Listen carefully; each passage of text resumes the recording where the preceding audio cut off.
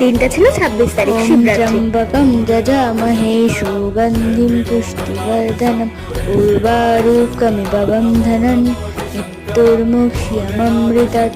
ওম নমঃ শিবায়। কারা কারা উপোস করেছো শুনি? উপোস করে শিবের মাথায় জল ঢালা সত্যি থেকেই ভালো লাগা। এই যে বলে সবাই বর পাওয়ার জন্য করে, এইটার জন্য না, আমি ছোটবেলা থেকেই করি। আমার শিবের প্রতি একটা ভালোবাসা আছে, শিব ঠাকুরকে আমার সত্যি খুব ভালো লাগে, ওর জন্যই করি। শিবকে জল ঢেলে গোপালকেও সকালের ভোগটা দিয়ে দিলাম।